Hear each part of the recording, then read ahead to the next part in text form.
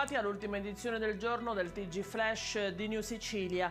Hanno presentato una denuncia i familiari di Alessandro Tomasella, il 31enne di San Cataldo, in provincia di Caltanissetta, deceduto lunedì scorso a Catania a causa delle gravissime ustioni riportate durante l'accensione di un barbecue. I parenti della vittima chiedono che sia fatta chiarezza sulle cause del decesso e soprattutto di indagare sulla gestione sanitaria dell'emergenza. Il giovane era stato trasportato all'ospedale Sant'Elia per poi essere trasferito al centro grandi ustioni dell'ospedale Cannizzaro di Catania, dove è morto poco dopo l'arrivo.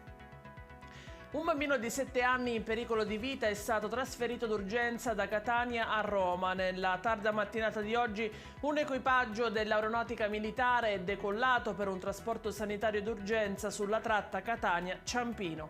A richiedere il trasporto è stata la prefettura di Catania. Il piccolo è stato imbarcato sul velivolo militare insieme a un medico e al papà. Il bambino è stato trasferito in ambulanza per essere ricoverato all'ospedale pediatrico Bambin Gesù di Roma, dove sarà sottoposto alle cure del caso.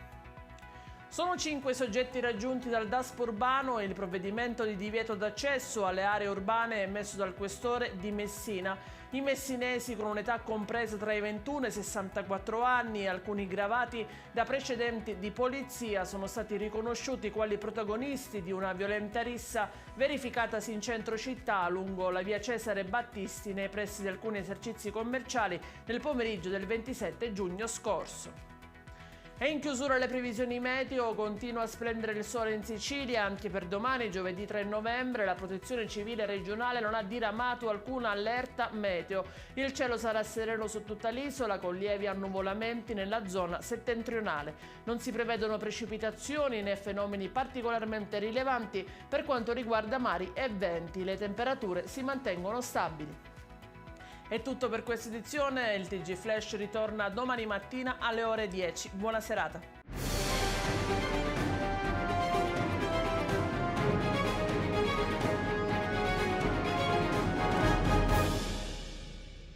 Procar, centro assistenza autorizzato BMW e Mini, adesso anche BMW Motorrad, via George Marshall 7, Mister Bianco, Catania.